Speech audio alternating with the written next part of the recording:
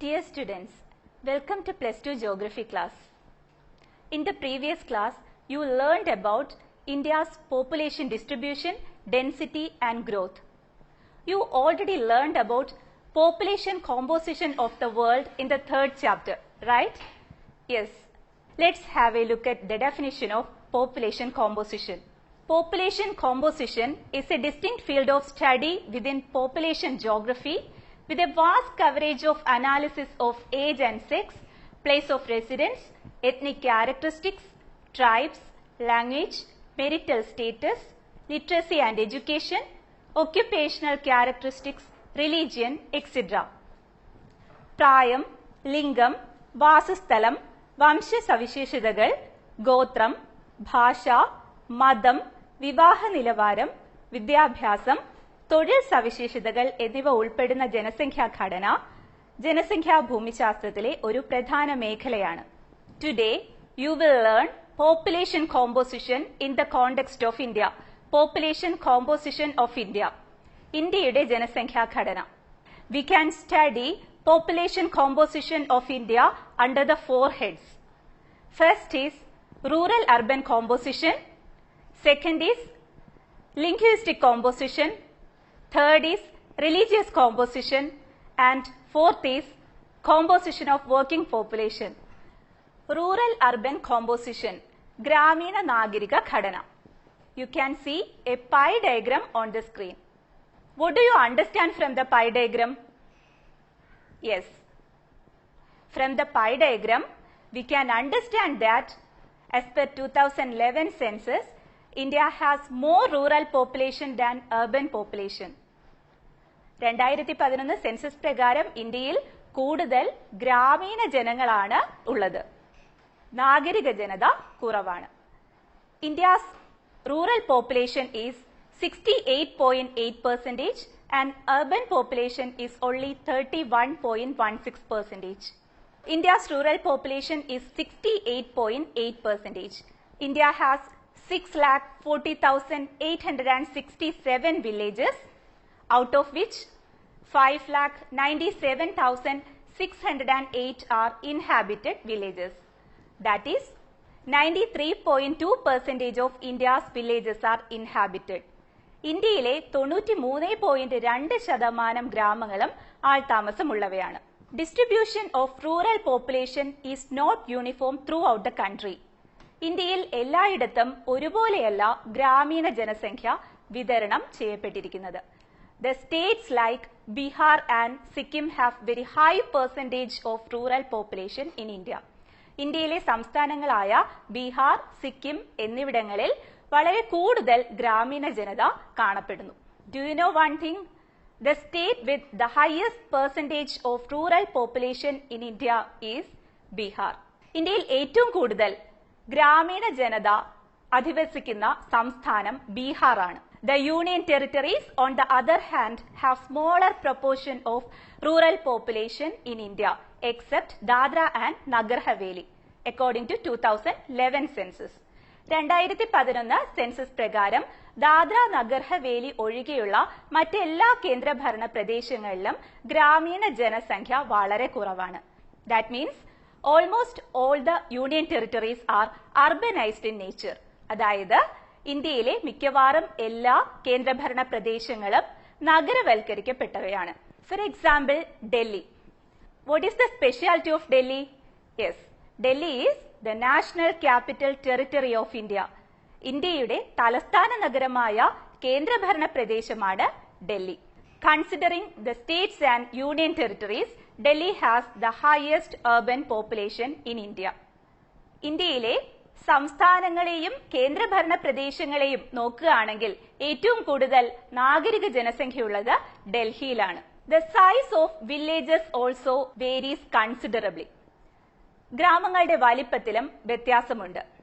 It is less than 200 persons in the northeast hill states, western Rajasthan and run of Kutch in Gujarat, and as high as 17,000 persons in the states of Kerala and parts of Maharashtra.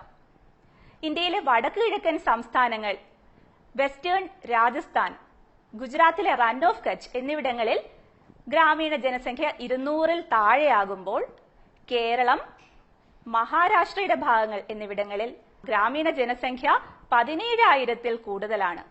Going to urban population of India. You all know that the proportion of urban population in India is quite low. It is only 31.16%. നിങ്ങൾക്ക് എല്ലാവർക്കും അറിയാം ഇന്ത്യയുടെ നാഗരിക ജനസംഖ്യ വളരെ കുറവാണ്. 31.16% മാത്രമാണ് ഇന്ത്യയുടെ നാഗരിക ജനസംഖ്യ. But it shows much faster rate of growth over the decades. എന്നാൽ ഓരോ ദശാബ്ദം കഴിയുന്തോറും ഇന്ത്യയുടെ നാഗരിക ജനസംഖ്യ വർദ്ധിച്ചുകൊണ്ടിരിക്കുന്നതായാണ് നമുക്ക് കാണാൻ സാധിക്കുന്നത്. So what are the reasons behind that? The growth rate of urban population of India has accelerated due to enhanced economic development and improvement in health and hygienic conditions. മെച്ചപ്പെട്ട സാമ്പത്തിക വികസനവും ആരോഗ്യ ശുചിത്വ രംഗങ്ങളിലുണ്ടായ പുരോഗതിയുമാണ് ഇന്ത്യയിലെ നാഗരിക ജനസംഖ്യ വർദ്ധിക്കുവാനുണ്ടായ കാരണങ്ങൾ. This promotes rural to urban migration also. ഇത് ഗ്രാമങ്ങളിൽ നിന്നും നഗരങ്ങളിലേക്ക് ആൾക്കാർ കുടിയേറുന്നതിനും കാരണമായി. Linguistic composition of India. ഇന്ത്യയുടെ ഭാഷാപരമായ ഘടന. You all know that India is a land of linguistic diversity. India ഭാഷാ വൈവിധ്യങ്ങൾ നിറഞ്ഞ നാടാണെന്ന് നിങ്ങൾക്ക് എല്ലാവർക്കും അറിയാം. According to Grierson, 1903 to 1928, there were 179 languages and more than 544 dialects in the country. ഗ്രേഴ്സന്റെ അഭിപ്രായത്തിൽ, ആരാണ് ഗ്രേഴ്സൺ? ബ്രിട്ടീഷ് ഇന്ത്യയിലെ ഒരു സിവിൽ സർവീസ് മെമ്പർ ആയിരുന്നു ഗ്രേഴ്സൺ. അദ്ദേഹത്തിന്റെ അഭിപ്രായത്തിൽ ഇന്ത്യയിൽ 179 ഭാഷകളും 544ഓളം ഭാഷാഭേദങ്ങളും ഉണ്ടായിരുന്നു. In modern India, there are 22 scheduled languages and a number of non-scheduled languages. ആധുനിക ഇന്ത്യയിൽ 22 പട്ടികപ്പെടുത്തിയ ഭാഷകളും ഒട്ടനവധി പട്ടികപ്പെടുത്താത്ത ഭാഷകളും ഉണ്ട്. Among the scheduled languages, the speakers of Hindi have the highest percentage. പട്ടികപ്പെടുത്തിയ ഭാഷകളിൽ ഹിന്ദി സംസാരിക്കുന്നവരുടെ എണ്ണമാണ് ഇന്ത്യയിൽ കൂടുതൽ. The least spoken languages of India are Sanskrit, Bodo and Manipuri. സംസ്കൃതം, ബോഡോ, മണിപ്പുരി എന്നിവയാണ് ഏറ്റവും കുറച്ച് ആൾക്കാർ സംസാരിക്കുന്ന ഭാഷകൾ. Linguistic classification. ഭാഷകളുടെ വർഗീകരണം. The speakers of major Indian languages belong to 4 major language families which have their subfamilies and branches or groups. ഇന്ത്യയിലെ പ്രധാനപ്പെട്ട ഭാഷകൾ 4 ഭാഷാ കുടുംബങ്ങളിലായി ഉൾപ്പെട്ടിരിക്കുന്നു. അവയ്ക്ക് ഉപഭാഷാ കുടുംബങ്ങളും ശാഖകളും ഉണ്ട്. The 4 language families of India are: first one is Indo-European or Aryan, second is Dravidian, third is Austric or Nishada, fourth is Sino-Tibetan or Kirada. First language family, Indo-European or Aryan language family. Most of the modern Indian languages, that is 73% of modern Indian languages belong to Indo-European or Aryan language family. Do you know one thing? The most widely spoken language of India, Hindi, and one of the least spoken languages of India, Sanskrit, belong to the same family, Indo-European or Aryan language family. ഇന്ത്യയിൽ ഏറ്റവും കൂടുതൽ ആൾക്കാർ സംസാരിക്കുന്ന ഭാഷയായ ഹിന്ദിയും ഇന്ത്യയിൽ ഏറ്റവും കുറച്ച് ആൾക്കാർ മാത്രം സംസാരിക്കുന്ന ഭാഷകളിലൊന്നായ സംസ്കൃതവും ഉൾപ്പെടുന്നതാണ് ഇൻഡോ യൂറോപ്യൻ ഓർ ആര്യൻ ഭാഷാ കുടുംബം. The other important languages are Urdu, Sanskrit, Punjabi, Kashmiri, Assamese, Marathi, Gujarati, Rajasthani, Konkani, etc. നമുക്ക് ഇൻഡോ യൂറോപ്യൻ അഥവാ ആര്യൻ ലാംഗ്വേജ് ഫാമിലിയുടെ കൂടുതൽ കാര്യങ്ങൾ ടേബിൾ നോക്കി മനസ്സിലാക്കാം. Indo-European or Aryan language family has only one subfamily, Indo-Aryan. It has 3 branches, Iranian, Dardic and Indo-Aryan. Second language family, Dravidian language family. നമുക്ക് എല്ലാവർക്കും familiar ആയിട്ടുള്ള ഭാഷാ കുടുംബമാണ് ദ്രവീഡിയൻ ഭാഷാ കുടുംബം അല്ലേ? കാരണം എന്താണ്? അതെ, നമ്മുടെ ഭാഷയായ മലയാളം ഉൾക്കൊള്ളുന്ന ഭാഷാ കുടുംബമാണ് ദ്രാവിഡ ഭാഷാ കുടുംബം. 20% of Indian languages belong to Dravidian language family. The Dravidian languages are mainly spoken in South India. തെക്കേ ഇന്ത്യയിലാണ് ദ്രാവിഡ ഭാഷകൾ കൂടുതലായും സംസാരിക്കുന്നത്. The important languages are Malayalam, Tamil, Telugu and Kannada. Dravidian language family has 3 branches, South Dravidian, Dakshina Dravidam, Central Dravidian, Madhya Dravidam, North Dravidian, Uttara Dravidam. Then third language family, Austric or Nishada language family. 1.38% of Indian languages belong to Austric or Nishada language family. Important languages, tribal languages of Northeast. ഇന്ത്യയുടെ വടക്ക് കിഴക്കൻ സംസ്ഥാനങ്ങളിൽ സംസാരിക്കുന്ന ഗോത്ര ഭാഷകളാണ് ഇതിൽ ഉൾപ്പെടുന്നത്. Austric or Nishada family has 2 subfamilies, Austroasiatic and Austronesian. Austroasiatic subfamily has 2 branches, Mon-Khmer and Munda. Fourth language family, Sino-Tibetan or Kirada language family. The least spoken languages of India belong to Sino-Tibetan or Kirada language family. ഇന്ത്യയിൽ വളരെ കുറച്ച് മാത്രം സംസാരിക്കുന്ന ഭാഷകൾ ഉൾക്കൊള്ളുന്ന ഭാഷാ കുടുംബമാണ് സൈനോ Tibetan അഥവാ കിരാത ഭാഷാ കുടുംബം. The Sino-Tibetan languages are mainly spoken in north and northeastern part of India. ഇന്ത്യയുടെ വടക്ക് കിഴക്കൻ ഭാഗങ്ങളിലാണ് സൈനോ ടിബറ്റൻ ഭാഷകൾ സംസാരിക്കുന്നത്. The important languages are Bodo, Manipuri, Nishi, etc. Sino-Tibetan or Kirada language family has 2 subfamilies, Tibeto-Myanmari and Siamese Chinese.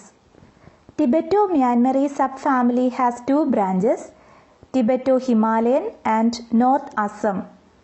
Siamese Chinese has only 1 branch, Assam-Myanmari. Religious composition of India. ഇന്ത്യയുടെ മതപരമായ ഘടന. Religion is one of the most dominant forces affecting the cultural and political life of most of Indians. ഭൂരിപക്ഷം ഇന്ത്യക്കാരുടെയും സാംസ്കാരിക രാഷ്ട്രീയ ജീവിതത്തെ സ്വാധീനിക്കുന്ന ഏറ്റവും പ്രബല ശക്തികളിൽ ഒന്നാണ് മതം. The table shows religious communities of India 2011. As per 2011 census, India has largest proportion of Hindu population, followed by Muslims, Christians, Sikhs, Buddhists, Jains and other religions. Hindus are distributed as the major group in many states, ranging from 70 to 90% and above, except the districts of states along Indo-Bangladesh border, Indo-Pak border, Jammu and Kashmir, hill states of Northeast and in scattered areas of Deccan Plateau and Ganga Plain. ഇന്ത്യയിലെ മിക്ക സംസ്ഥാനങ്ങളിലെയും പ്രധാന മതവിഭാഗം ഹിന്ദുക്കളാണ്. 70% മുതൽ 90% ചിലപ്പോൾ അതിനു മുകളിലും. എന്നാൽ India Bangladesh അതിർത്തിയോട് ചേർന്നുള്ള ചില സംസ്ഥാനങ്ങളിലെ ജില്ലകളിലും ഇന്ത്യ പാക് അതിർത്തി, ജമ്മു കാശ്മീർ, വടക്ക് കിഴക്കൻ മലയോര സംസ്ഥാനങ്ങൾ, ഡെക്കാൻ പീഠഭൂമിയിലെയും ഗംഗാ സമതലത്തിലെയും ചില പ്രദേശങ്ങൾ എന്നിവിടങ്ങളിൽ ഹിന്ദുക്കൾ കുറവാണ്. Muslims are the largest religious minority of India. ഇന്ത്യയിലെ ഏറ്റവും പ്രധാനപ്പെട്ട മതന്യൂനപക്ഷ വിഭാഗമാണ് Muslims. They are concentrated in Jammu Kashmir, certain districts of West Bengal and Kerala, many districts of Uttar Pradesh, in and around Delhi and in Lakshadweep. ഈ വിവരങ്ങളെല്ലാം 2011 census പ്രകാരമുള്ളതാണെന്ന് നിങ്ങൾ ഓർക്കുമല്ലോ. They form majority in Kashmir Valley and Lakshadweep. Kashmir താഴ്വരയിലും ലക്ഷദ്വീപിലും ഭൂരിഭാഗം ജനങ്ങളും മുസ്ലിങ്ങളാണ്. Christians. The Christian population is distributed mostly in rural areas of the country. ഇന്ത്യയിലെ ഗ്രാമപ്രദേശങ്ങളിലാണ് Christian ജനവിഭാഗങ്ങളെ കൂടുതലായി കാണാൻ സാധിക്കുന്നത്. The main concentration is observed along the western coast along Goa, Kerala, and also the hill states of Meghalaya, Mizoram, Nagaland, Chota Nagpur area, and hills of Manipur. പശ്ചിമ തീരത്തെ ഗോവ, കേരളം എന്നിവിടങ്ങളിലും മേഘാലയ, മിസോറാം, നാഗാലാൻഡ് എന്നീ മലയോര സംസ്ഥാനങ്ങളിലും ഛോട്ട നാഗ്പൂർ പ്രദേശത്തും മണിപ്പൂരിലെ കുന്നിൻ പ്രദേശങ്ങളിലുമാണ് ക്രിസ്ത്യൻ ജനത കൂടുതലായുള്ളത്. Sikhs are mainly concentrated in Punjab, Haryana and Delhi. Jains have major concentration in urban areas of Rajasthan, Gujarat and Maharashtra. Rajasthan, Gujarat, Maharashtra എന്നിവിടങ്ങളിലെ നഗരപ്രദേശങ്ങളിലാണ് കൂടുതൽ ജൈന മതക്കാർ കേന്ദ്രീകരിച്ചിരിക്കുന്നത്. ബുദ്ധമതക്കാർ. The Buddhists are mostly concentrated in the state of Maharashtra. മഹാരാഷ്ട്രയിലാണ് ഏറ്റവും കൂടുതൽ ബുദ്ധമത വിശ്വാസികൾ ഉള്ളത്. The other areas of Buddhist majority are Sikkim, Arunachal Pradesh, Ladakh, Tripura and Lahul and Spiti in Himachal Pradesh. The other religions include Zoroastrians. Tribal and other indigenous faiths and beliefs are concentrated in small packets scattered throughout the country. സ്വരാഷ്ട്രീയർ, ഗോത്രവർഗക്കാർ, മറ്റ് തനത് വിശ്വാസ പ്രമാണങ്ങൾ പിന്തുടരുന്നവർ എന്നിവരുൾപ്പെട്ടതാണ് ഇന്ത്യയിലെ മറ്റു മതക്കാർ. ഈ വിഭാഗങ്ങൾ ചെറുകൂട്ടങ്ങളായി രാജ്യത്തുടനീളം കേന്ദ്രീകരിച്ചിരിക്കുന്നു. കോമ്പോസിഷൻ ഓഫ് വർക്കിംഗ് പോപ്പുലേഷൻ, തൊഴിൽ ഘടന. The population of India, according to their economic status, is divided into 3 groups. ഇന്ത്യയിലെ ജനസംഖ്യയെ സാമ്പത്തിക നിലവാരമനുസരിച്ച് 3 ഗ്രൂപ്പുകളായി തിരിച്ചിരിക്കുന്നു. ഫസ്റ്റ് ഈസ് മെയിൻ വർക്കേഴ്സ്, പ്രധാന തൊഴിലാളികൾ. സെക്കൻഡ് ഈസ് മാർജിനൽ വർക്കേഴ്സ്, നാമമാത്ര തൊഴിലാളികൾ. തേർഡ് ഈസ് നോൺ വർക്കേഴ്സ്, തൊഴിലില്ലാത്തവർ. Main worker.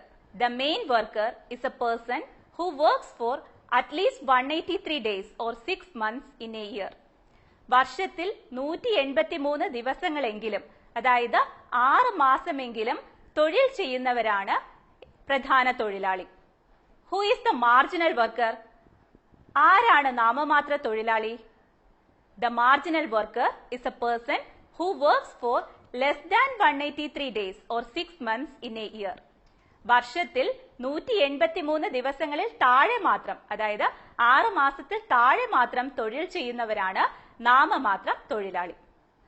The working population of India is only 39.8%, leaving a vast majority, that is 60%, as non-workers or dependent population. ഇന്ത്യയിലെ 39.8% ആൾക്കാർ മാത്രമാണ് തൊഴിലാളി വിഭാഗത്തിൽ പെടുന്നു എന്നതാണ്. കൂടുതൽ പേരും 60% പേരും തൊഴിലില്ലാത്തവർ അഥവാ ആശ്രിത ജനവിഭാഗങ്ങളാണ്.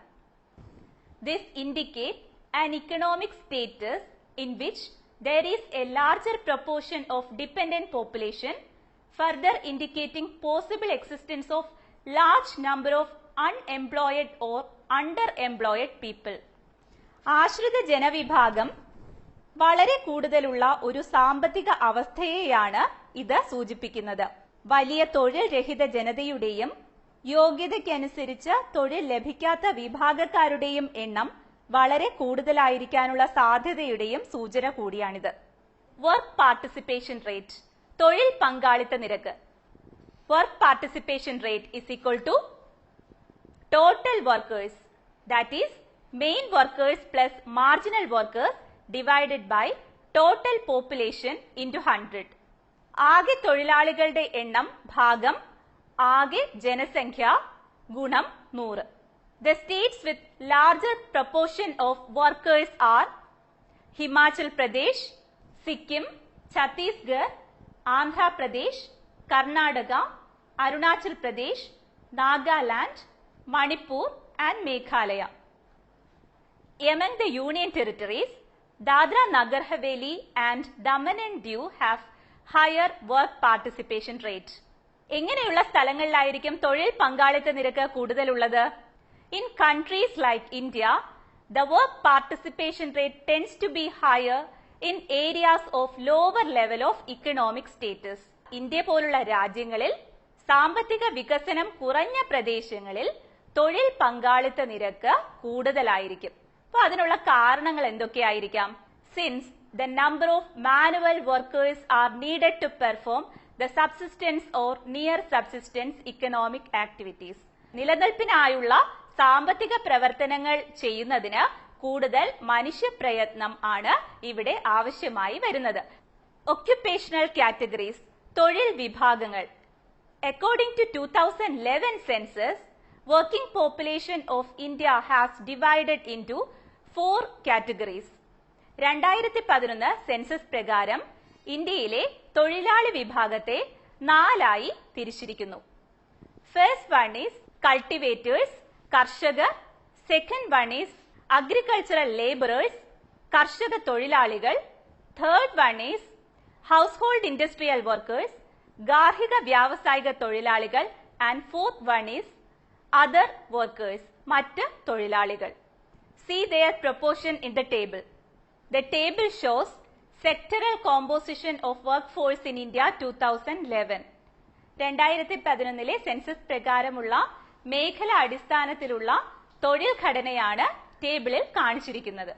The table shows that the female work participation is relatively higher in primary sector followed by tertiary sector. ഇന്ത്യയിലെ സ്ത്രീ തൊഴിൽ പങ്കാളിത്തം കൂടുതലുള്ളത് പ്രാഥമിക മേഖലയിലാണ്. പ്രാഥമിക മേഖല കഴിഞ്ഞാൽ ഏറ്റവും കൂടുതൽ സ്ത്രീ തൊഴിൽ പങ്കാളിത്തമുള്ളത് തൃതീയ മേഖലയിലാണ്. It shows that in recent years there has been some improvement in work participation of women in secondary and tertiary sectors also. ഇന്ത്യയിൽ അടുത്ത കാലങ്ങളിലായി ദ്വിതീയ തൃതീയ മേഖലയിലും കൂടുതൽ സ്ത്രീ തൊഴിൽ പങ്കാളിത്തം ഉണ്ട് എന്നതാണ്. Several policies are implemented by Government of India for promoting girl child education and empowerment of women. For example, Beti Bachao, Beti Padhao campaign. From the table, you also have noted that the majority of Indian workers are engaged in primary activities. That is, 54.6% of Indian workers are engaged in primary activities. ഇന്ത്യയിലെ 54.6% തൊഴിലാളികളും പ്രാഥമിക മേഖലയിലാണ് തൊഴിൽ ചെയ്യുന്നത്. But the proportion of agricultural laborers in India has shown a decline over the last few decades. Consequently, the participation rate in secondary and tertiary sector has registered an increase. ഇന്ത്യയിലെ പ്രാഥമിക മേഖലയിലെ കാർഷിക തൊഴിലാളികളുടെ എണ്ണം കഴിഞ്ഞ കുറച്ച് ദശാബ്ദങ്ങളായി കുറഞ്ഞു വരുന്നതായാണ് കാണാൻ സാധിക്കുന്നത്. അനന്തരഫലമായി ദ്വിതീയ തൃതീയ മേഖലകളിൽ തൊഴിലാളികളുടെ എണ്ണം വർദ്ധിച്ചു. ഇതിനെന്തെങ്കിലും കാരണമുണ്ടാവോ? One of the reasons is that availability of limited farmland. കൃഷിഭൂമിയുടെ പരിമിതമായ ലഭ്യതയാണ്. അതായത് കൃഷിഭൂമി നികത്തി അവിടെ കെട്ടിടങ്ങളും മറ്റും പണിയുന്ന ഒരു കാഴ്ച നമുക്ക് കാണാൻ സാധിക്കും. സ്വാഭാവികമായും കർഷകർക്ക് അല്ലെങ്കിൽ കാർഷിക മേഖലയിൽ പ്രവർത്തിക്കുന്ന തൊഴിലാളികൾക്ക് തൊഴിൽ നഷ്ടപ്പെടുന്ന ഒരു കാഴ്ചയാണ് നമുക്കവിടെ കാണാൻ സാധിക്കുന്നത്. Second reason is that increasing urbanization and industrialization require more workers in secondary and tertiary sectors. വർദ്ധിച്ചു വരുന്ന നാഗരികവൽക്കരണവും വ്യാവസായികവൽക്കരണവും കൂടുതൽ തൊഴിലാളികളെ തൃതീയ ദ്വിതീയ മേഖലകളിലേക്ക് ആവശ്യമായി വരുന്നു. അതിന്റെ ഫലമായി തൊഴിൽ നഷ്ടപ്പെട്ടിരിക്കുന്ന കാർഷിക മേഖലയിൽ തൊഴിൽ നഷ്ടപ്പെട്ടിരിക്കുന്ന ആൾക്കാർ സ്വാഭാവികമായും ദ്വിതീയ തൃതീയ മേഖലകളിലേക്ക് മാറാനുള്ള ഒരു സാഹചര്യം ഇവിടെ ഉണ്ടാവുന്നു. This indicates the dependence of workers from farm based occupations to non farm based occupations. ഇത് കൃഷി അധിഷ്ഠിത തൊഴിലുകളിൽ നിന്നും തൊഴിലാളികൾ കൃഷി ഇതര തൊഴിലുകളിലേക്ക് മാറുന്നതിന്റെയും രാജ്യത്തിന്റെ സമ്പദ് വ്യവസ്ഥയിൽ ഒരു മേഖലാ മാറ്റം സംഭവിക്കുന്നു എന്നതിന്റെയും സൂചനയാണ്. ഇനി നിങ്ങൾക്കായുള്ള പ്രവർത്തനം. Activity 1. Name and locate the following with the help of an outline map of India. The state having the highest number of rural population based on 2011 census. The state or union territory with very high proportion of urban population. ഇന്ത്യയുടെ ഭൂരേഖാ ചിത്രത്തിന്റെ സഹായത്തോടു കൂടി താഴെ പറയുന്നവയുടെ പേര് കണ്ടെത്തി അടയാളപ്പെടുത്തുക. 2011 census പ്രകാരം ഇന്ത്യയിലെ ഏറ്റവും കൂടുതൽ ഗ്രാമീണ ജനസംഖ്യ കാണപ്പെടുന്ന സംസ്ഥാനം. 2011 സെൻസസ് പ്രകാരം ഇന്ത്യയിൽ ഏറ്റവും കൂടുതൽ നാഗരിക ജനസംഖ്യ കാണപ്പെടുന്ന സംസ്ഥാനം അഥവാ കേന്ദ്രഭരണ പ്രദേശം. Second activity. Prepare A brief not on the language families of India. ഇന്ത്യയിലെ വിവിധ ഭാഷാ കുടുംബങ്ങളെ കുറിച്ച് ഒരു കുറിപ്പ് തയ്യാറാക്കുക. Meet again in another class. Thank you.